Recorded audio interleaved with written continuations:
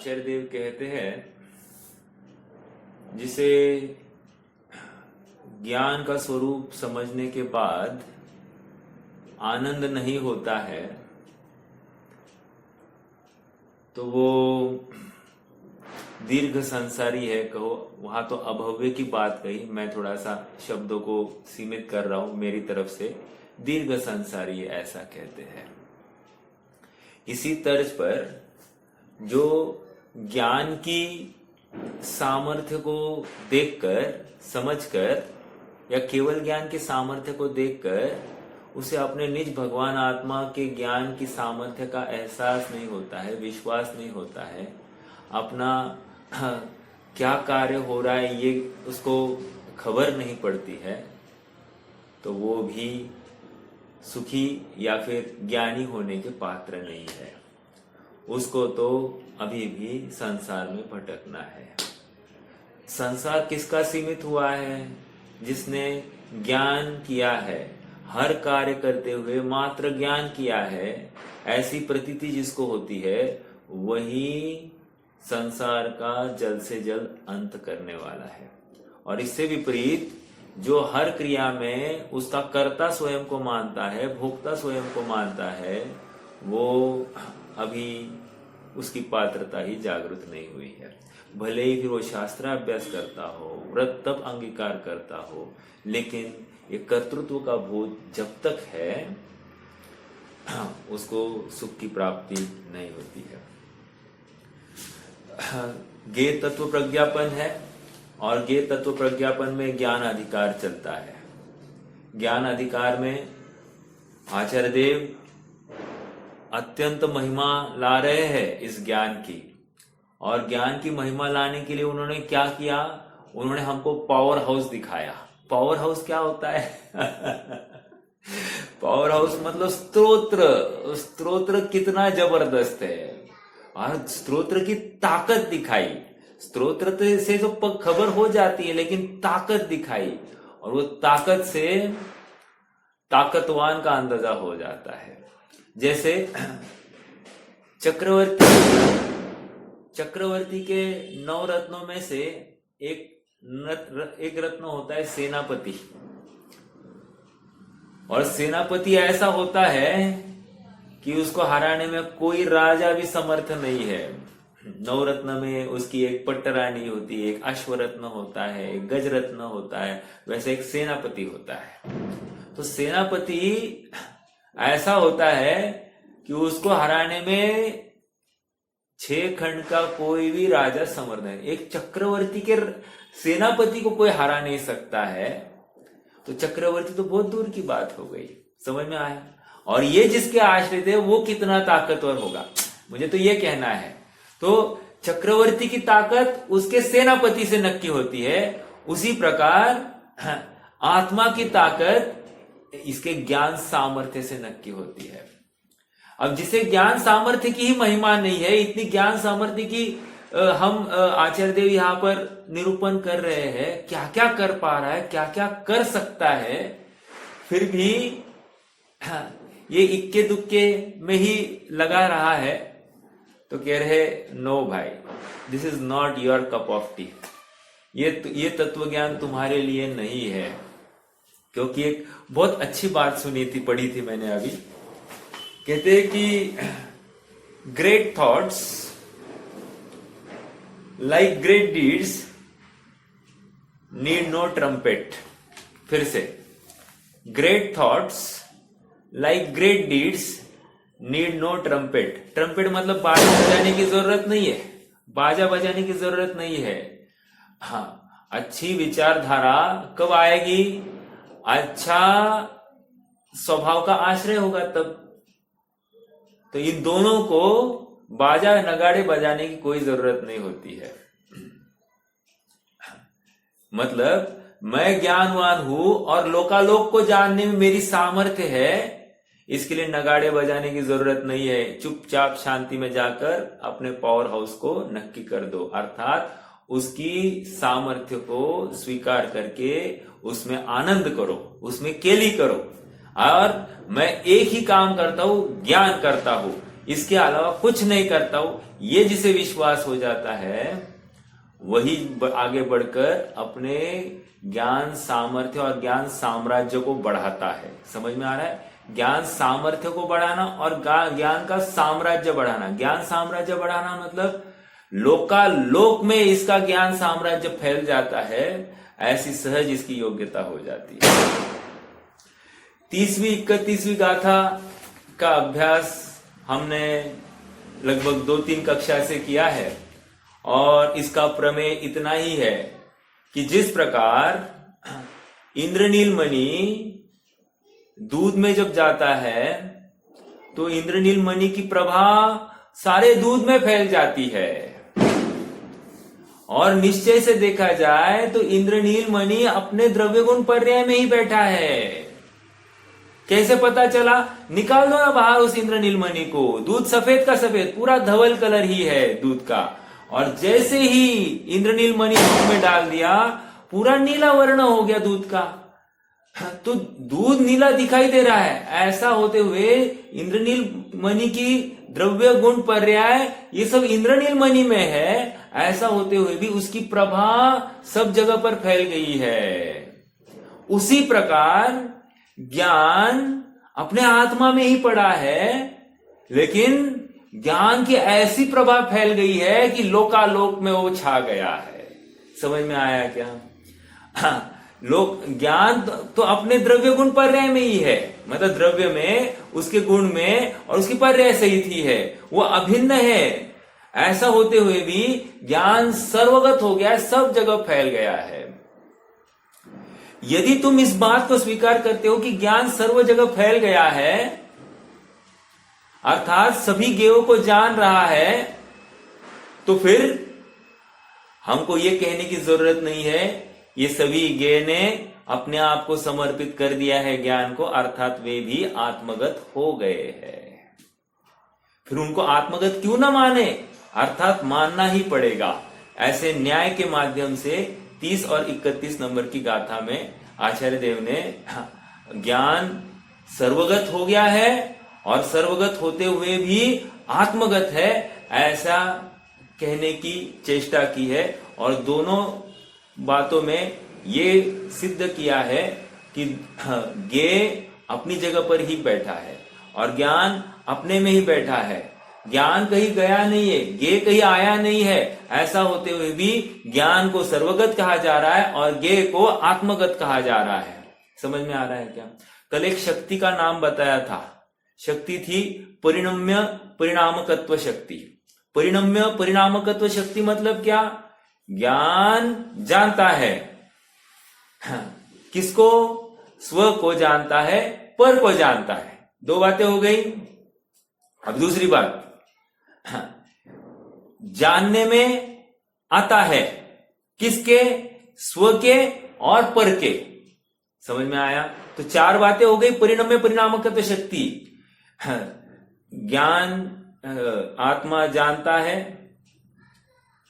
आत्मा स्व को जानता है, आत्मा पर को जानता है। एक, ठीक है, 2 बातें हो गई। आत्मा स्व के द्वारा जानने में आता है, तीसरी बात, और आत्मा पर के द्वारा जानने में आता है, चौथी बात। समझ में आया? इसमें क्या आ रहा है? थोड़ा सा गहराई से विचार करना। इसमें ज्ञान का स्व पर प्रकाशकत्व भी दिखाई दे रहा है, अर्थात ज्ञान स्व को भी जान रहा है, पर को भी जान रहा है।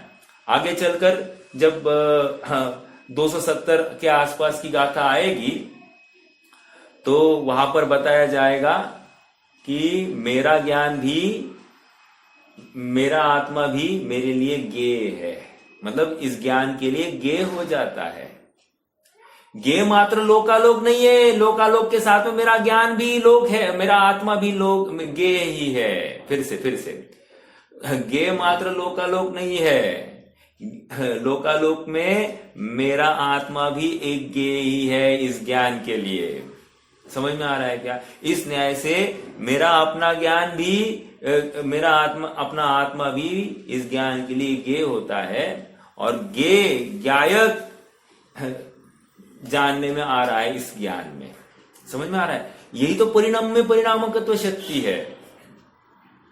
निष्कर्ष इतना ही कहना है, ज्ञान ज्ञेय में जाता नहीं, ज्ञेय ज्ञान में आते नहीं। ऐसा होते भी ज्ञान ज्ञेय को जानता है, इसलिए ज्ञान सर्वगत हो गया। और यदि वो सर्वगत है ऐसा आप मानते हो तो फिर सभी ज्ञेय आत्मगत हो गए हैं, ये भी आपको मानना पड़ेगा। ठीक है, मैं थोड़ी सी एक उदाहरण देता हूं, उदाहरण से और बात समझ में आएगी। किसी व्यक्ति का ऑपरेशन हो गया है, ठीक है, आंखों का ऑपरेशन हो गया है। जैसे ही डॉक्टर ने उसको कहा पट्टी निकालने के बाद में, अब मैं उस प्रोसेस में नहीं जाता हूं, कितने दिन रखा क्या वो मुझे नहीं कहना। जैसे ही ऑपरेशन होने के बाद में पट्टी निकाली जाती है और उसको धीरे धीरे आंखें खोलने के लिए कहा जाता है, और डॉक्टर उसको पूछते ये कितने हैं, तो वो कहता है 2 है एग्जाम्पल। तो ये 2 है ऐसा सुनकर सबको आनंद होता है। आनंद का है, सही आंसर दिया उसका या और किसी का है? दिखने लगा। वेरी गुड, उसको दिखने लग गया, ये उसका परिचय है कि 2। अरे 2 को कौन देखता है? 2 को देखने की बात नहीं थी, ये तो 2 इसका परिचय था कि उसको दिखने लग गया। अब ये तो उदाहरण हो गया। सिद्धांत क्या है? सिद्धांत ये है, ज्ञान में ज्ञेय झलका, ये किसका परिचय था? ज्ञान के जानने स्वभाव का था कि नहीं परिचायक? तो जानने में आया एंजॉय, रिजॉइस, यही तो मेरा काम था। समझ में आ रहा है क्या? मेरा काम कितना जानना था, कैसा जानना था, वो था ही नहीं, बस जानना ये मात्र मेरा काम था। वो हो गया, बस मेरा काम हो गया है। मैं यही व्यापार कर सकता हूं, अन्य कुछ भी नहीं। ठीक है, ये जिसे विश्वास है वही आगे बढ़ेगा, क्योंकि उथळ पाण्याला खळखळाट जास्त। जो उथला ज्ञान होता है वो बहुत कुछ जानने की कोशिश करता है, लेकिन जो ज्ञान समूह के आश्रित ज्ञान है उसको बिल्कुल शल्य नहीं होता है कि मैं छोटा हूं, क्योंकि वो समूह के साथ रहता है, वो अपने आप को बड़ा ही अनुभवता है। गंभीर, सागरवत गंभीरा, अर्थात अपना ज्ञान भी ऐसा सागरवत गंभीर है, ये उसको विश्वास हो जाता है। समझ में आ रहा है क्या? हाँ, थोड़ा सा यहाँ का अंश पढ़ते हैं। इंद्रनील मणि का उदाहरण आप एक बार पढ़ लेना। आज तीसरा लेक्चर है मेरा, तो मैं बस इन शॉर्ट में आपको विषय के साथ जोड़ने के लिए मैंने ये थोड़ा सा प्रयास किया। दूसरी बात, 23वीं गाथा को भी फिर से मैं एक बार दोहरा दूं, रिकॉल कराऊं कि वहां पर कहा जा रहा है कि यह आत्मज्ञान प्रमाण है, ज्ञान ज्ञेय प्रमाण है, ज्ञेय लोकालोक है, और इसलिए यह ज्ञान लोकालोक प्रमाण है। ये कहकर आचार्य देव ने क्या किया है मालूम है? ज्ञान की सामर्थ्य को हमारे सामने प्रस्तुत किया है। ज्ञान लोकालोक को जान सकता है, ऐसी सामर्थ्य वाला है, और बिना कहीं गए, बिना कोई विकल्प किए ये सबको जान सकता है, ऐसी अद्भुत सामर्थ्य वाला है, ऐसा विश्वास कराया। समझ में आ रहा है क्या? अज्ञानी क्या करता है? मैं कुछ चक्कर देखूं, मैं सूंघ कर देखूं, मैं सुनकर देखूं, मैं आंखों से देखूं, ऐसा उसको विकल्प आता है। भविष्य में क्या होने वाला है उसको आज ही जानने की इच्छा है, इसलिए भविष्यकारों को टटोलते रहता है। ये सब कह रहे अज्ञानी के लक्षण है, क्योंकि इसको जल्दी जल्दी जानने की इच्छा है ना। लेकिन केवल ज्ञान में ऐसा कुछ नहीं है, कहीं जाने की जरूरत नहीं है, वहां पर बैठकर सब जान सकता हूं, ऐसा जिसे विश्वास है ना, उसी को केवल ज्ञान हो सकता है। वर्तमान अवस्था को मत देखो, वर्तमान सामर्थ्य को देखना है। समझ में आ रहा है क्या? आज हमारी अवस्था में हमको अपने सामर्थ्य, हमारे पावर हाउस का निर्णय करना है। समझ में आ रहा है? ये निर्णय जो करेगा वो भविष्य में उसका पावर हाउस पूरे प्रवाह से फुल कैपेसिटी में रन करना चालू हो जाएगा। समझ में आ रहा है क्या? हाँ, मैं एक पैराग्राफ पढ़ता हूं, उसमें से 30-31 नंबर की गाथा का जो प्रमेय है वो भी ख्याल में आ जाएगा और फटाक से अपन 32वीं गाथा की तरफ जाएंगे। ठीक है, हाँ, देखो पेज नंबर 156।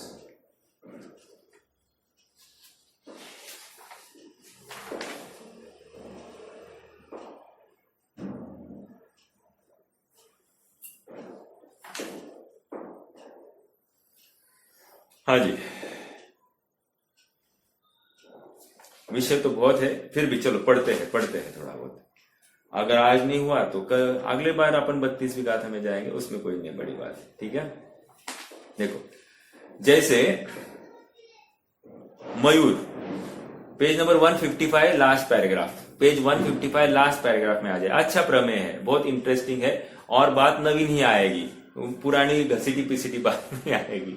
ठीक है, देखो जैसे मयूर मतलब मोर, बिंब है, मतलब क्या, बाहर में जो मोर खड़ा है वो बिंब, ठीक है, और दर्पण में दिखाई देता है वह प्रतिबिंब।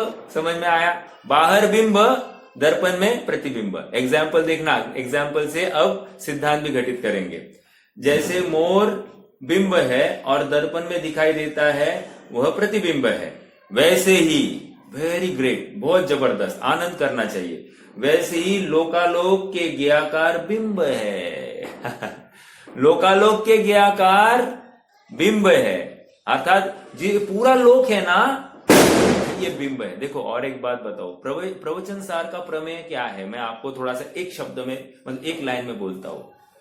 प्रवचन सार ने पूरे लोक को 2 भागों में विभाजित किया है। क्या है, कोई बता सकता है क्या? 2 भागों में विभाजित किया है। कौन से है वे 2 भाग? पूरे लोकालोक, भेद विज्ञान है ये, प्रवचन सार भी भेद विज्ञान करा रहा है। बस ज्ञान और ज्ञे, इन 2 भागों में पूरे विश्व को समा डाला है। बस इसी के बल पर है ये मैं ज्ञान और बाकी सब ज्ञे, खत्म। भेद विज्ञान पर से कुछ भी संबंध नहीं है, बस ज्ञान के संबंध है और दोनों एक दूसरे में प्रवेश नहीं करते, लेकिन सब एक दूसरे को जान सकते। इतनी सी बात है, ये इसके ऊपर पूरा खेल खेला है। समझ में आ रहा है क्या? जो अपने ज्ञान के सामर्थ्य को नक्की करता है वही सुखी होने वाला है, ये आगे चलकर बताएंगे, इसलिए सुख की बात अभी नहीं छेड़ रहे हैं। शुद्धोपयोग में उन्होंने क्या कहा, सुख भी मिलेगा ज्ञान भी मिलेगा, लेकिन यहां पर क्या कह रहे हैं, पहले ज्ञान तो पिलाओ, ज्ञान जैसे मिलेगा सुख अपने आप मिलेगा, एक पे एक फ्री। समझ में आ रहा है क्या? हाँ, देखो यहां पर प्रवचन सार का प्रमेय क्या है, ज्ञान और ज्ञे 2 भागों में विभाजित किया है। और समय सार का प्रमेय क्या है, 9 तत्वों में छिपी चैतन्य ज्योति। समझ में आया? यहां तो अपना द्रव्य गुण पर्यात्मक ज्ञान कहा है। समझ में आ रहा है क्या? ज्ञान को द्रव्य के आश्रित बता दिया है, लेकिन वहां पर वो ज्ञान को और द्रव्य को भी अलग किया है। वो ध्रुव को दृष्टि का विषय बनाकर ध्रुव को अलग कर दिया है और दृष्टि करने वाले पर्याय को अलग किया है, और वो पर्याय को भी उससे भिन्न कह दिया है। ये पर्याय भी ध्रुव से भिन्न है, ऐसा वहां पर कहा है समय सार में, क्योंकि वहां प्रयोजन परक दृष्टि थी, यहां पर वस्तु परक दृष्टि है। आज प्रॉब्लम हमारी ये है कि हमारी वस्तु परक दृष्टि भी नहीं हो रही है, तो प्रयोजन परक दृष्टि कैसे होगी? पहले वस्तु परक दृष्टि करनी जरूरी है। एक बार वस्तु परक दृष्टि हो जाए तो प्रयोजन परक दृष्टि कराने में हमको बहुत मेहनत नहीं लगेगी, लेकिन वस्तु परक ही दृष्टि नहीं है और तुम प्रयोजन परक दृष्टि करके क्या होगा, एकांत हो जाएगा, तुम्हें वस्तु ही नहीं मिलेगी। समझ में आ रहा है क्या? तो ये प्रोसेस से चलेंगे। प्रवचन सार का आत्मा पहले समझ लेना है, ज्ञान और ज्ञे। समझ में आया? ज्ञान मतलब आत्मा, मेरा आत्मा, और ये समस्त लोकालोक सुगे। समझ में आया? इतने में 2 में ही डिवाइड करना है और कुछ नहीं। ये शरीर ज्ञे। समझ में आ रहा है क्या? यहां तक रखा है, याद रखना। यहां पर शुभ भाव, अशुभ भाव, शुद्ध भाव, इन तीनों को आत्मा ही बोला है। समझ में आया क्या? कहा बोला? सातवीं गाथा में बोला ना, क्या कहा, तब कालम तम मयंती पंडितम, तब कालम तम मयंती पंडितम कहकर क्या कहना चाहते, शुभ भाव से परिणत आत्मा शुभ है, अशुभ भाव से परिणत आत्मा अशुभ है, और शुद्ध भाव से परिणत आत्मा शुद्ध है। समझ में आया? इतनी सी, जैसे तवा है, तवा है ना, उसके ऊपर रोटी है।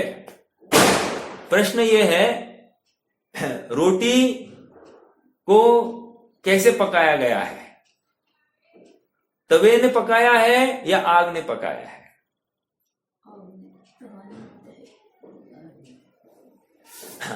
रोटी रखी है तवे पर, लेकिन वो तवा आग से परिणमित हुआ है, इसलिए वो तवा नहीं है, वो आग है, आग। और आग से परिणत तवा आग है, और उस आग ने उस रोटी को पकाया है। समझ में आ रहा है क्या? उसी प्रकार यहां पर आत्मा, शुभ भाव से परिणत आत्मा शुभ ही है, अशुभ से परिणत आत्मा अशुभ है, और शुद्ध से परिणत आत्मा शुद्ध है। ऐसा आत्मा को यहां पर दिखाया जा रहा है। ये आत्मा एक तरफ और समस्त लोकालोक एक तरफ। समझ में आ रहा है क्या? तो यहां पर अपनी शुद्ध अशुद्ध पर्यायों को यहां पर आत्मा में लिया गया है। ये प्रयोजन है, वस्तु पर ज्ञान कराने का प्रयोजन है। इसको वस्तु कह रहे। समझ में आ रहा है क्या? समय सार में अलग बात दिखाएंगे। ओके, आगे बढ़ते। आइए यहां पर पढ़ते थोड़ा सा।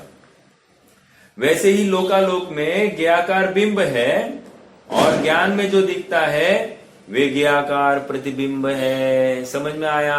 मोर की जगह पर लोकालोक, और दर्पण की जगह पर ज्ञान रूपी दर्पण। समझ में आया? अपना ज्ञान दर्पण में क्या होता है? प्रतिबिंब होता है। हाँ, देखो बिंब को क्या कह रहे हैं यहां पर दर्पण में? प्रतिबिंब है। प्रतिबिंब मतलब क्या होता है? फॉल्स। समझ में आया? वो छला हुआ है, वो है ही नहीं सचमुच है ही नहीं सचमुच।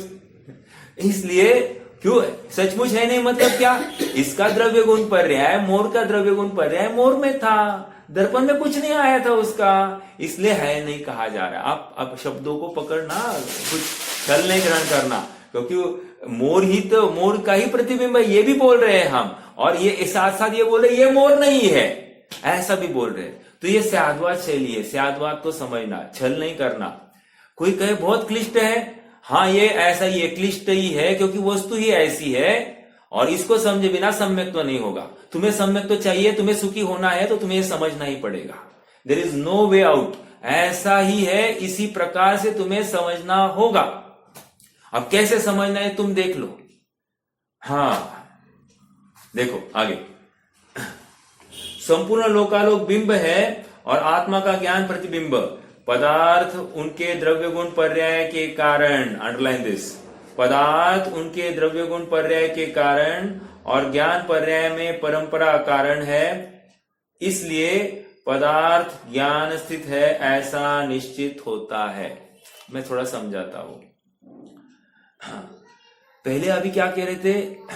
ये ज्ञाकार थे, राइट? ज्ञाकार मतलब क्या? ज्ञान में एग्जाम्पल, ये लैपटॉप मेरे सामने है, ये लैपटॉप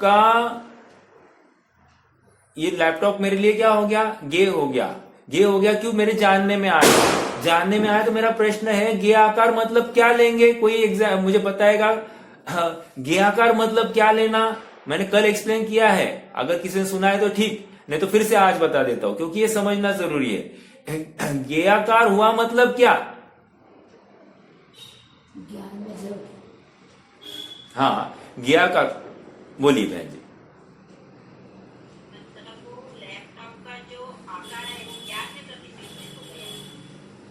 लैपटॉप का आकार मतलब क्या? और थोड़ा सा खोलिए। आकार मतलब क्या? मुझे यही चाहिए।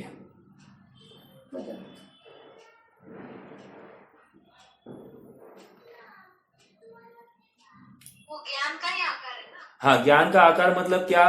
मेरा प्रश्न इतना ही है कि ये लैपटॉप मेरे ज्ञान दर्पण पर झलक रहा है, राइट? तो ये लैपटॉप का आकार मतलब क्या? मेरा प्रश्न इतना ही है। जो मेरे ज्ञान में झलक रहा है। ज्ञान का आकार बन गया, बिल्कुल सही है, लेकिन किस फॉर्म में बना है, मेरा प्रश्न ये है। ऐसा एक चौकोनी डिब्बा ऐसा बना है क्या, मेरा प्रश्न इतना ही है। चौकोनी डिब्बा ऐसा है क्या?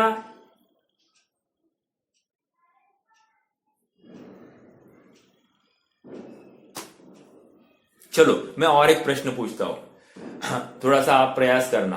बहन जी ये कल चर्चा हुई थी। चलो मैं ये बोल रहा हूं कि आदिनाथ भगवान ने मारीची की एक कोड़ा कोड़ी सागर के बाद में महावीर की पर्याय देख ली। महावीर की पर्याय देख ली मतलब क्या? महावीर की पर्याय उनको क्या हो गई? ज्ञेयाकार, राइट। महावीर की अवस्था ज्ञेयाकार हो गई। अब मेरा प्रश्न, और कैसे हो गई? वर्तमानवत हो गई। मेरा प्रश्न इतना ही है, ये महावीर की पर्याय को ज्ञेयाकार जब हम कह रहे हैं तो ज्ञेयाकार मतलब क्या? महावीर का फोटो झलकने वाला है क्या? पर्याय ज्ञान में है ना। नहीं, ज्ञान रूप वैसा प्रतिबिंब उनके ज्ञान में आ रहा है। मतलब क्या? उनका आकार, उनकी कितनी शरीर आकार होगा उतना आकार उनके ज्ञान में आ रहा है, ऐसा कहना है आपको?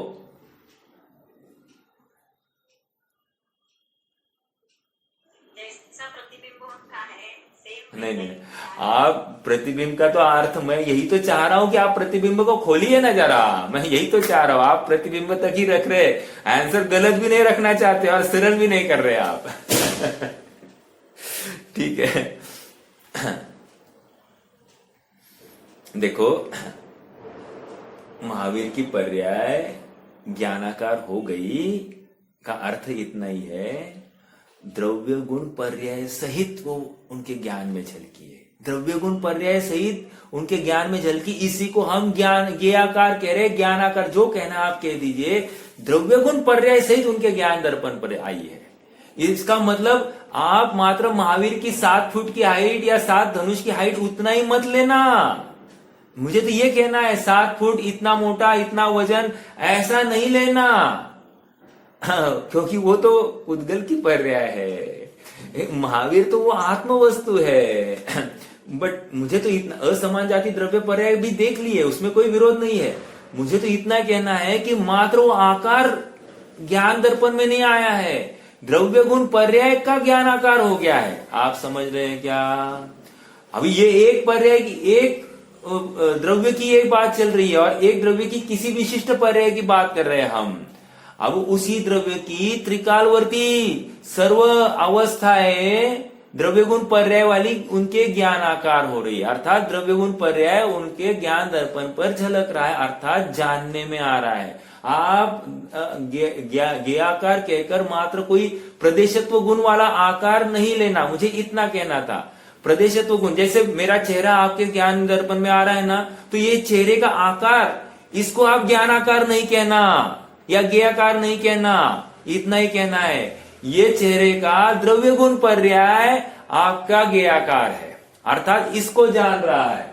समझ में आ रहा है क्या? ज्ञेयाकार किसको कहा? द्रव्य गुण पर्याय, अर्थात इस शरीर के स्पर्श रस गंध वर्ण वाली जो कोई अवस्था है ये भी जानने में आ रही है। इस शरीर के आश्रित जो आत्मा है वो भी जानने में आ रहा है, उसके द्रव्य गुण पर्याय सहित ये शरीर भी उसके द्रव्य गुण पर्याय सहित जानने में आ रहा है। समझ में आ रहा है क्या? ये ऐसा ज्ञेयाकार भगवान के ज्ञान में झलक रहा है, अर्थात हमारे भी ज्ञान दर्पण में झलक रहा है, ऐसा ही झलकता है, ये समझा रहे हैं। समझ में आ रहा है? प्रतिबिंब का अर्थ वो प्रदेशत्व गुण का अवस्था, वो आकार, वो नहीं लेना, मुझे ये समझाना है। अगर आप इतना समझ गए तो फिर आपको ये बात समझ में आएगी अभी क्या कहने वाला हूं मैं। देखो फिर से, पदार्थ उनके द्रव्य गुण पर्याय के कारण है क्या? पदार्थ कैसे है? अपने स्वयं के द्रव्य गुण पर्याय के कारण है, किसी और की अपेक्षा नहीं। ये पहले कह रहे, पदार्थ उनके द्रव्य गुण पर्याय के कारण है और ज्ञान पर्याय में परंपरा कारण है। मतलब क्या? ज्ञान पर्याय में भी आ रहे हैं ना, परंपरा से आ रहे हैं। परंपरा से मतलब क्या? उनमें प्रमेयत्व नामक गुण है, ज्ञान पर्याय में जानना नामक गुण है, और ये स्वभाव दोनों का अपना अपना स्वतंत्र स्वभाव है, इसलिए वे सहज ही ज्ञान में जानने में आ जाते हैं। ज्ञान को जाना नहीं पड़ता है, ठीक है। और कैसे आ जाते हैं? द्रव्य गुण पर्याय सहित आ जाते हैं, यह महत्व की बात, ठीक है। इसी को हम ज्ञेयाकार कहेंगे। ओके, आगे।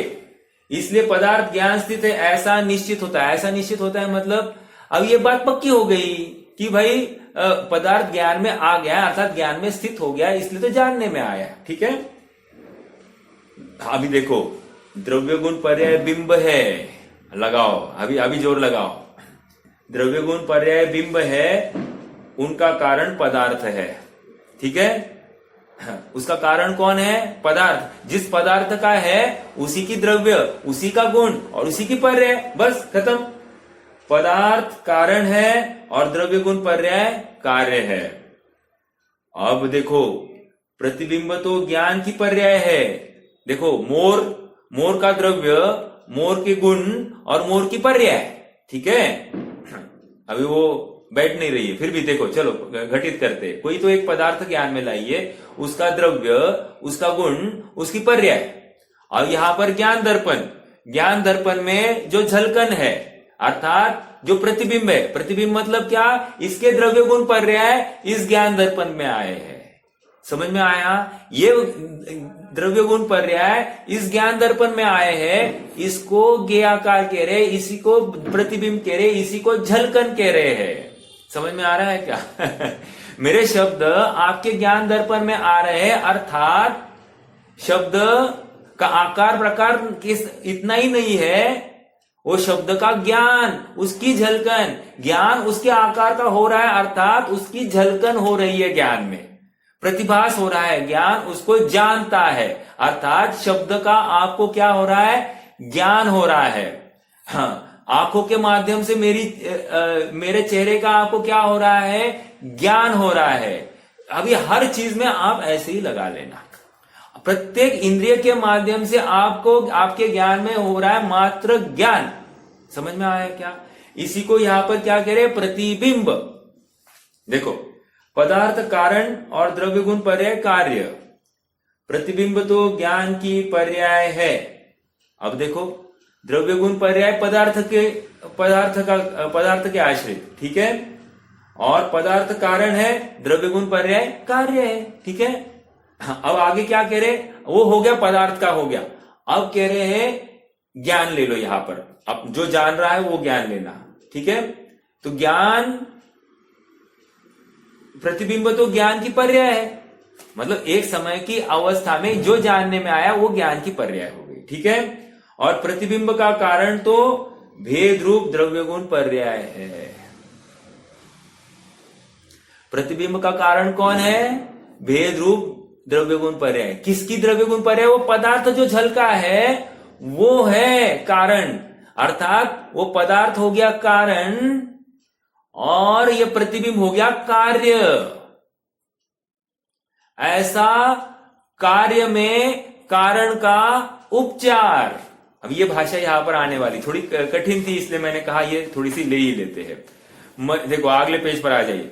मयूर आदि दर्पण में दिखाई देते हैं, वह तो दर्पण की अवस्था है। एक, पदार्थ के द्रव्य गुण पर्याय ज्ञान में नहीं आए। दो, निश्चय से ऐसा होने पर भी व्यवहार से देखा जाए तो ज्ञान में हुई ज्ञान की अवस्था का कारण पदार्थों के द्रव्य गुण पर्याय है। वे पदार्थ के द्रव्य गुण पर्याय ये ज्ञान की अवस्था है, ये कह रहे हैं।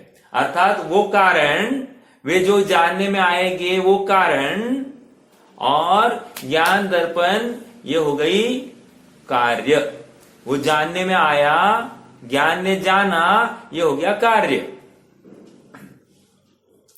ये कैसे हो रहा है? व्यवहार से। निश्चय से ज्ञान रूप ही है, और वो ज्ञेय रूप ही है। समझ में आया? वो जहां पर है वही अपने द्रव्य गुण पर्याय में ही बैठा है पदार्थ, और ज्ञान अपने द्रव्य गुण पर्याय में बैठा है। ज्ञान का अपना स्वतंत्र परिणमन चल रहा है, ज्ञेय का अपना स्वतंत्र परिणमन चल रहा है। दोनों एक दूसरे में आते जाते नहीं है, ऐसा होते हुए भी एक दूसरे में आते जाते हैं।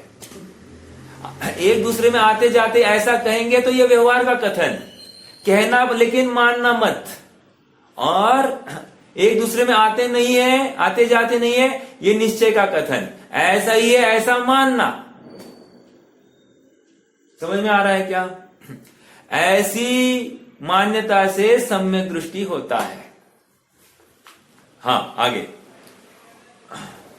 देखो, इतना ये वेस्ट नहीं है ये चर्चा, क्योंकि आगे चलकर हमको अपनी एक एक गलती दिखाई देने वाली है।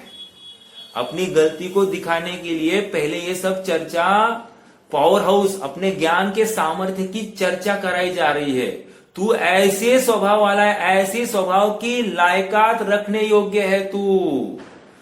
वर्तमान में योग्यता है और पर्याय में वो व्यक्तिकरण होगा। जैसे अरहंतों का हो गया है, तो अरहंतों को भी दिखाया हमने, केवल ज्ञान भी दिखा रहे हैं, आत्म स्वभाव भी दिखाएंगे, बताएंगे केवल ज्ञानी को, और समझना है अपने आत्म स्वभाव को। समझ में आ रहा है क्या? देखो, ये कोरिलेटिविटी है, ऐसे रिलेशन में काम चलेगा।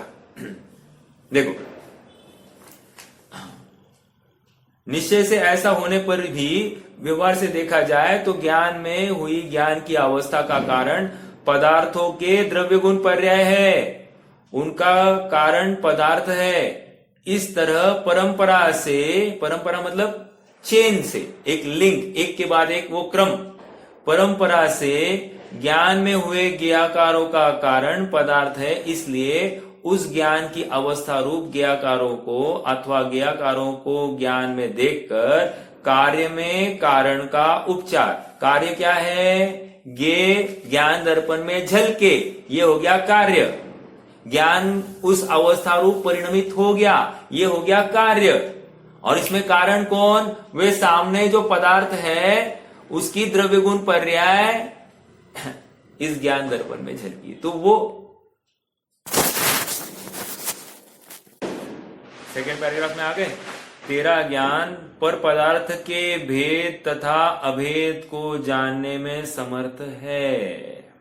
एक, पर पदार्थ अपने भेद तथा अभेद स्वभाव को जनवाने में समर्थ है। दो, मैंने स्टार्टिंग में एक शक्ति का नाम बोला था, कौन सी शक्ति है? कौन बताएगा?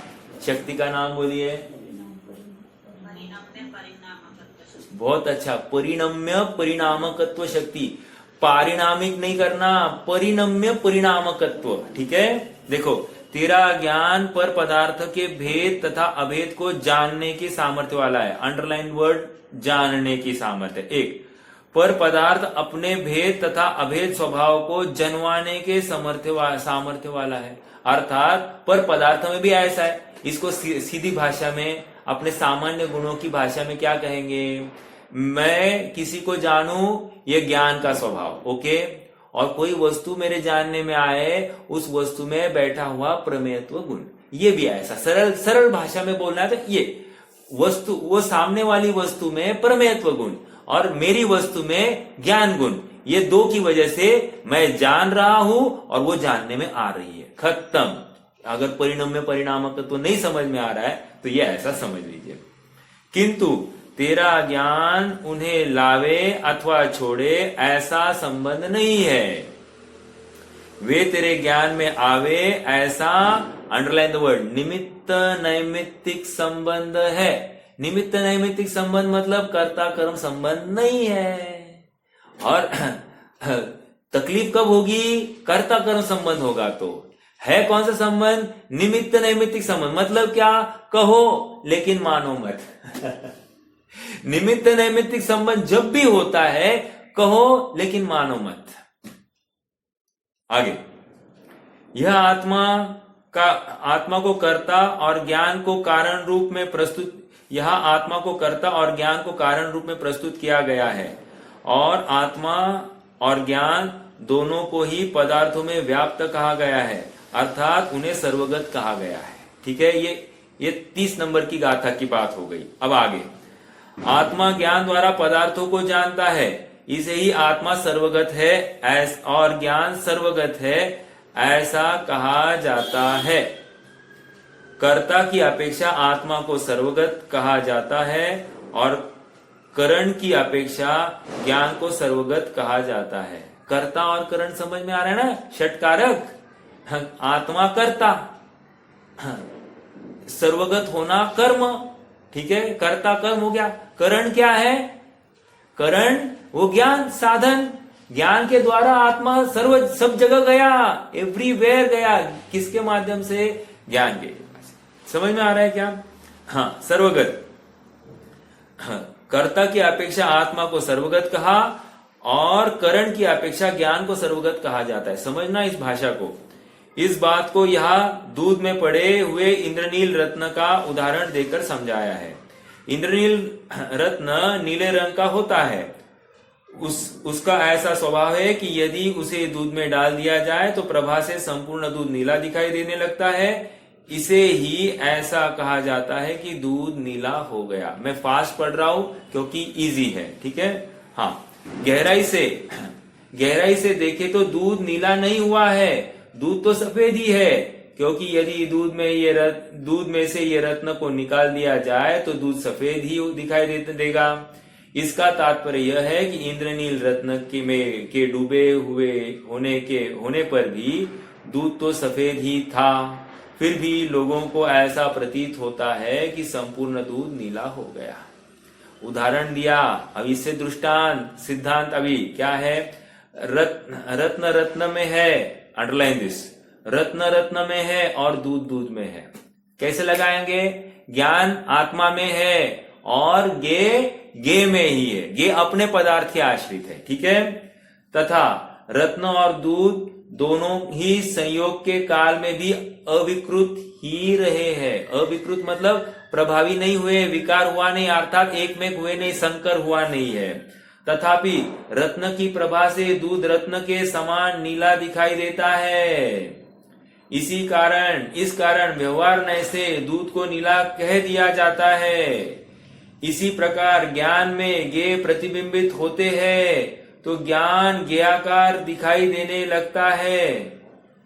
यद्यपि ज्ञेयों को जानते समय भी ज्ञान तो ज्ञान रूप ही रहता है, ज्ञेय रूप नहीं होता, और ज्ञेय रूप ही रहते हैं, ज्ञान रूप नहीं होते।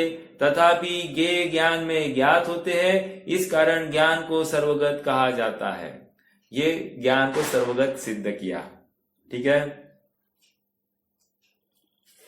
जब ज्ञान सर्वगत है, अब कंक्लूजन, जब ज्ञान सर्वगत है तो ज्ञेय आत्मगत हो गए हैं। ये क्यों कहना चाह रहे हैं? ये इसलिए दिखाना चाह रहे रिलेशन, ज्ञान ज्ञेय को जानता ही नहीं ऐसा नहीं, और ज्ञान को ज्ञेयों को जानने के लिए ज्ञेयों के पास जाना जरूरी है। लेकिन किस प्रकार से पास गया है? अपने ज्ञान स्वभाव के माध्यम से पास गया है। वो अपने क्षेत्र को छोड़ के नहीं गया है, स्वभाव के माध्यम से गया है, ठीक है। जैसे सूरज अपनी जगह पर ही स्थित है, वो अपनी जगह पर स्थित है, लेकिन उसकी किरणें यहां तक आ गई तो हम क्या कह रहे? सूरज आ गया, सूरज आ गया कह रहे, लेकिन सूरज तो जहां है वहीं पर है। लेकिन हम ऐसा कथन करते कि नहीं, ये कथन व्यवहार का, और सूरज जहां पर है वहीं पर है, ये कथन निश्चय का। समझ में आ रहा है क्या? तो सूरज यहां आया ये कहना व्यवहार का कथन, और सूरज जहां है वहां पर ही रहा ये कहना निश्चय का कथन। समझ में आया? वैसे ही ज्ञान यहीं पे है ये कहा, ये निश्चय का कथन, और ज्ञान वहां गया, वहां जाकर जाना ये कहा व्यवहार का कथन, ठीक है।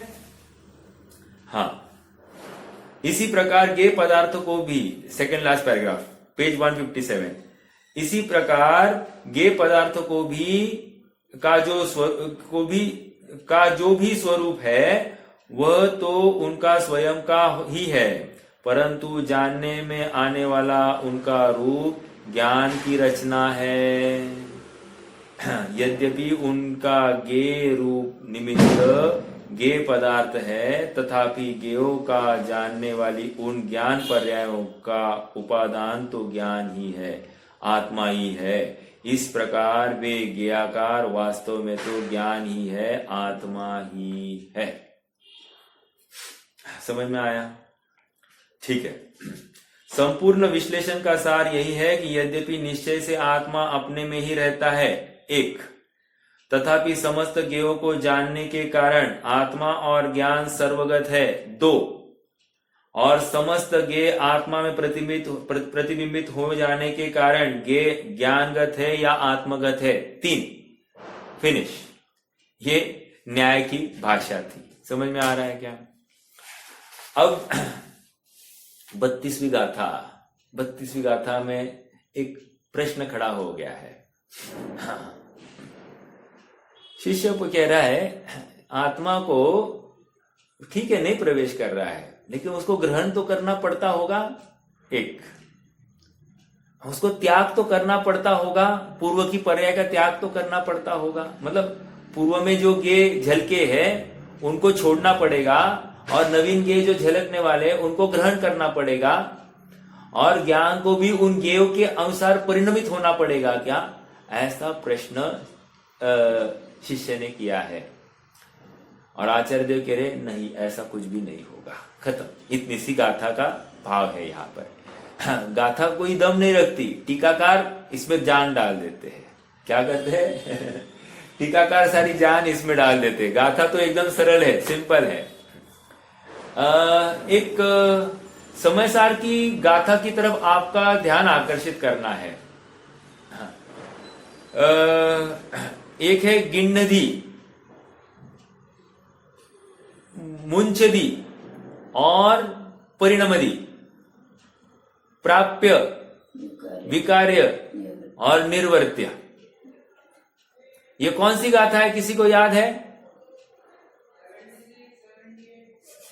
हाँ, श्रेयांश तो वह पढ़ाई कर रहा है, वो सुन के बोल रहा है। आप बोलिए भाई, आप साक्षात सामने हो, परोक्ष रूप से वो सामने है।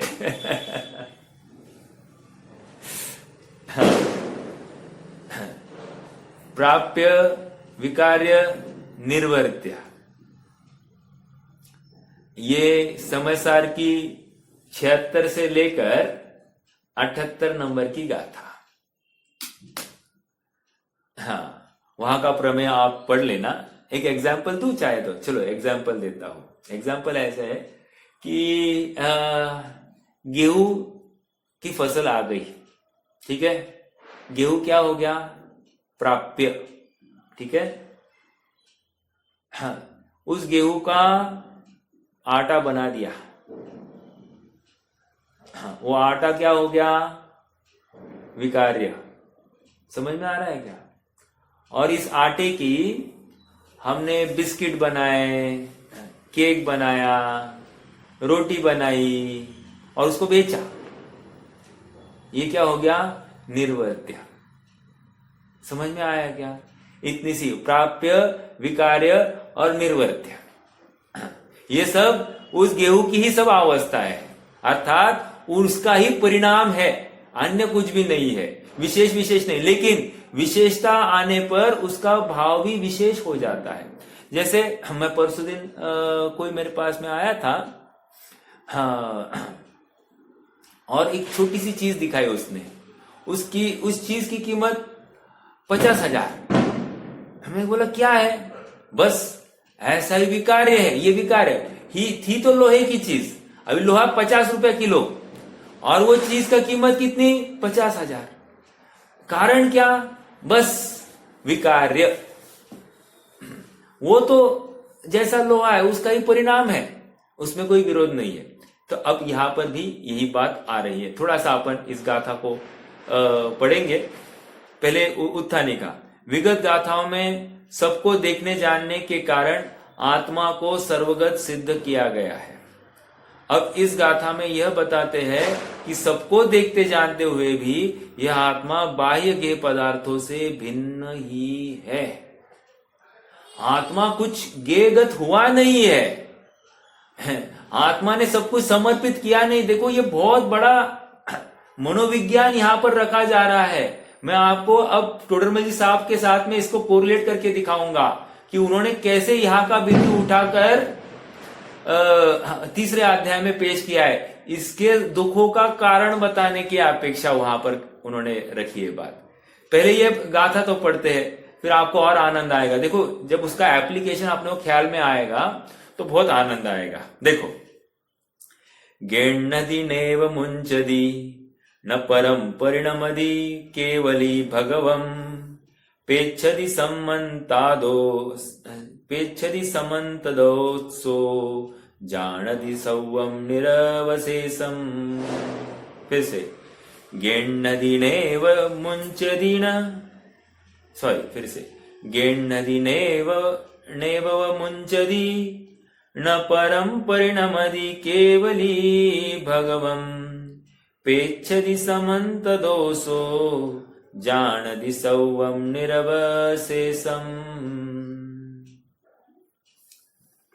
हिंदी अनुवाद भी पढ़ लेते। केवली भगवान पर नाग्रहे छोड़े परिणमे। 3 बातें कही।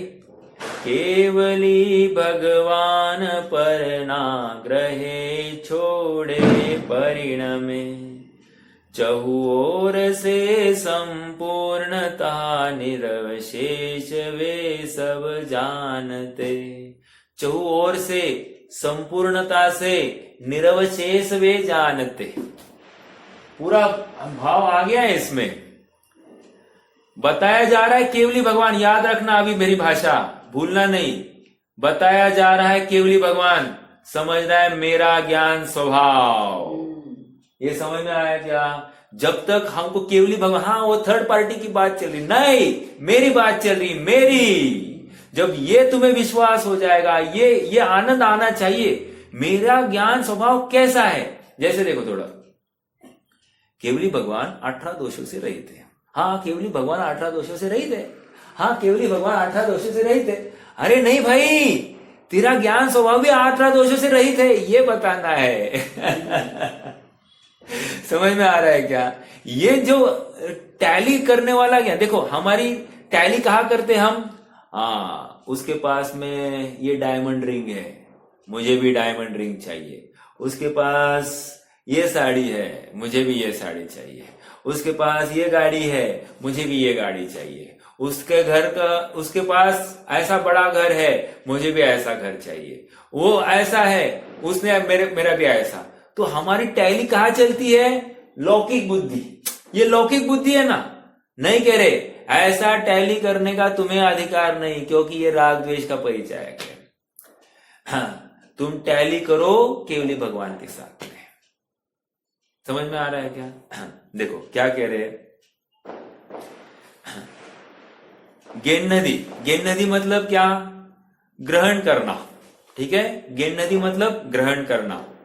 गेन्नदी नेव मतलब नहीं, ग्रहण नहीं करते। क्या नहीं करते वो बाद में देखेंगे, पहले शब्द से अर्थ देखेंगे।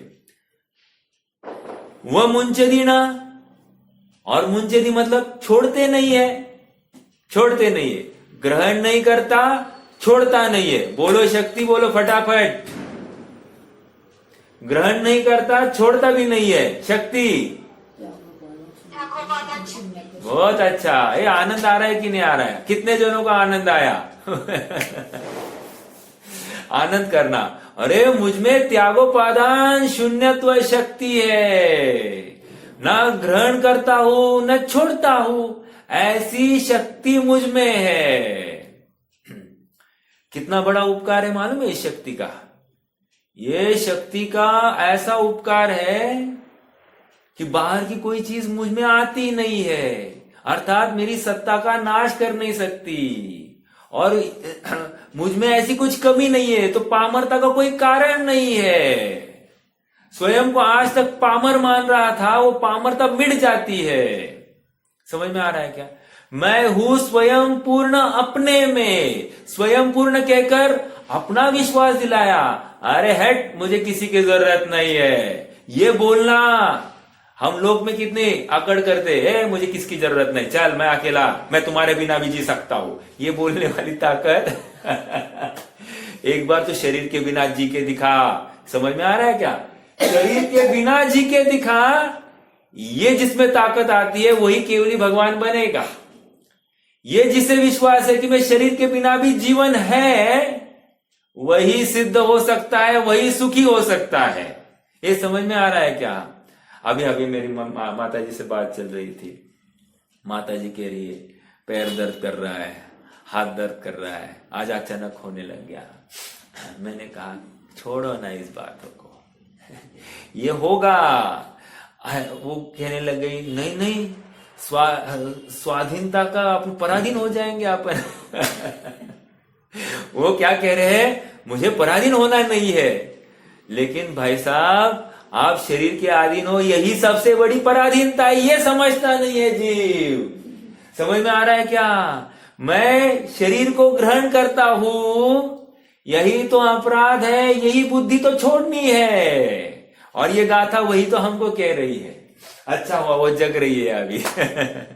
देखो, गेन्नदीनेव मुंचदीना, ग्रहण भी नहीं करता और छोड़ता भी नहीं है, त्यागता भी नहीं है। अच्छा ठीक है, किसको? परम, पर को ग्रहण भी नहीं करता है और त्यागता भी नहीं है। और क्या? परिणमदी, और परिणमन भी नहीं करता। किसके जैसा? पर के अनुसार परिणमन भी नहीं करता। कौन? केवली भगवान। अच्छा, केवली भगवान।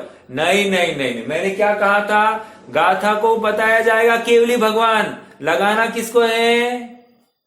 I is always capital. पहले अपने आप को वहां पर खड़ा करना। मेरा आत्मा ऐसा ही है, ग्रहण नहीं करता, त्याग नहीं करता और पर रूप परिणमन भी नहीं करता। समझ में आ रहा है क्या? अब कैसे कैसे? अब थोड़ा सा विचार करना। कोई धंधे पे बैठा है, क्या कर रहा है साहब? धंधा कर रहा हूं। गलत। क्या कहना चाहिए? क्या कहना चाहिए? ज्ञान कर रहा हूं। समझ में आ रहा है क्या? कोई रोटी बना रहा है, बोलेगा क्या? मैं रोटी बेल रहा हूं, मैं रोटी बना रहा हूं, मैं आटा गूंद रहा हूं। नहीं, कहना क्या है?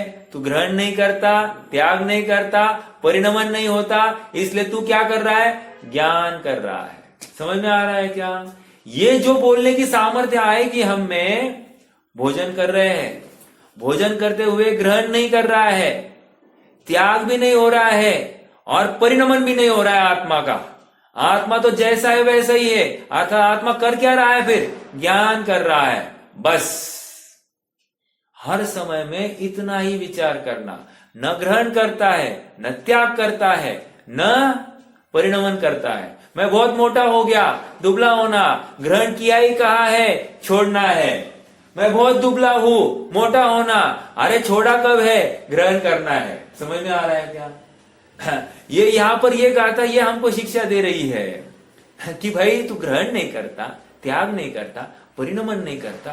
क्यों? देखो आपस में मिलते हैं, क्या बात है बहुत दुबले हो गए, गया काम से। समझ में आया? क्या बात है बहुत मोटे हो गए, गया काम से।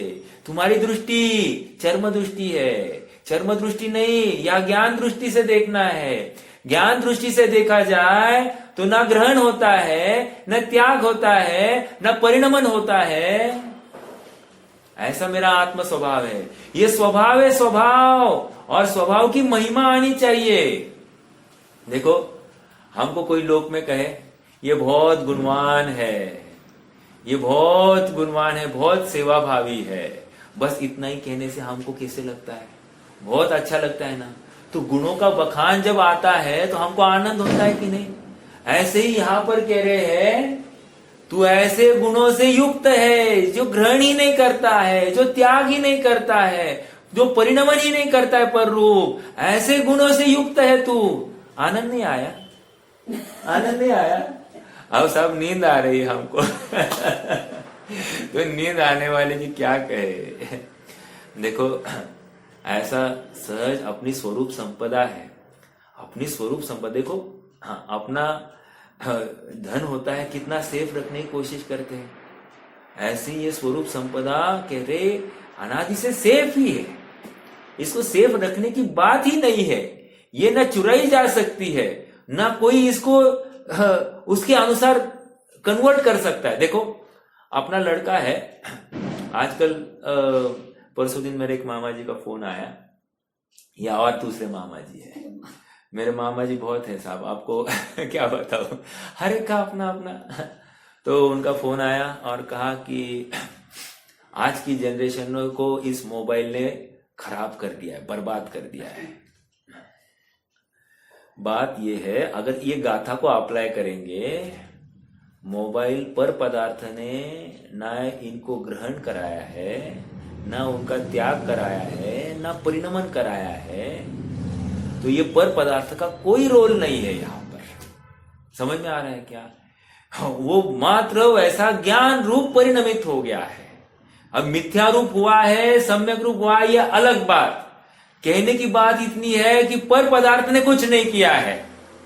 अब लेकिन ऐसी बोली भाषा व्यवहार में होती है, लेकिन परमार्थ से ऐसी भाषा का कोई कारण नहीं है। ज्ञान ज्ञाकार रूप हो गया है, यह स्वतंत्रता से हो गया है, अन्य किसी ने कुछ भी किया नहीं है। समझ में आ रहा है क्या? गेन्नदी नेव मुंचदी न और परिणमिदी न, कौन? केवली भगवंत।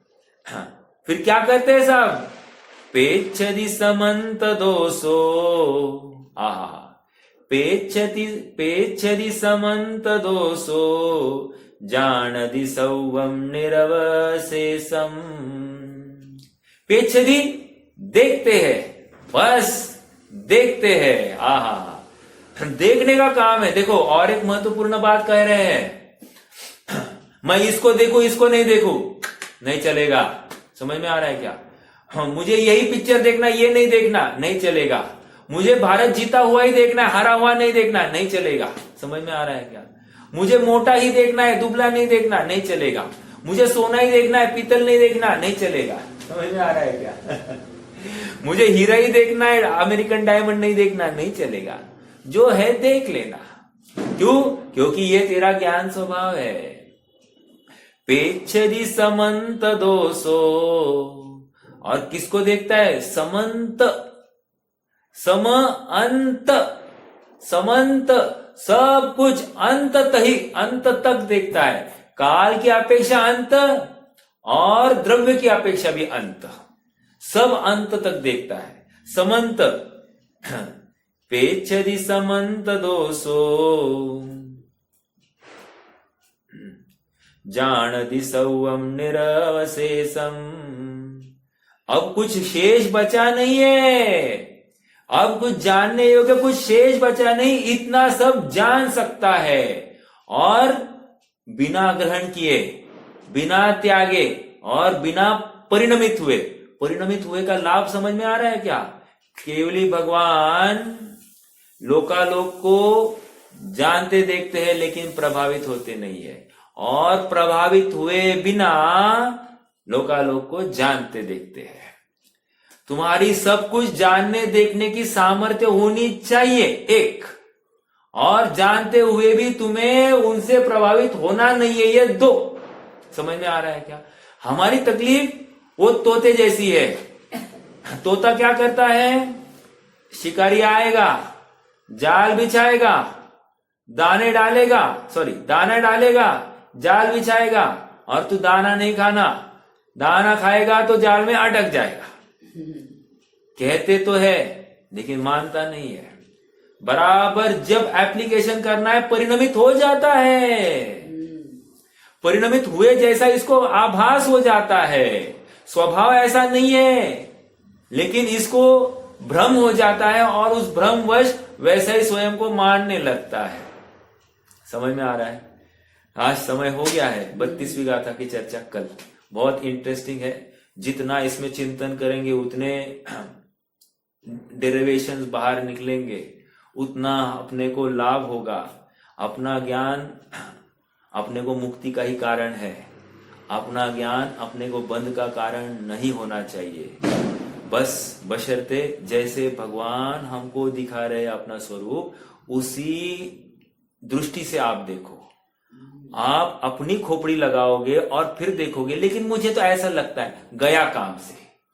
समझ में आ रहा है क्या? जैसे भगवान कह रहे वैसे ही देखने की प्रयास करो, अभ्यास करो, काम होगा, 100% होगा। आज होगा, अभी होगा, इस वक्त होगा। समझ में आ रहा है क्या? हाँ, अन्य कोई और अन्य किसी भी प्रकार से छुट्टी नहीं है, यही समझना पड़ेगा। और इनके कहे अनुसार ही समझना पड़ेगा। ठीक है, चलिए रुकते हैं। ओम नमः। कोई प्रश्न?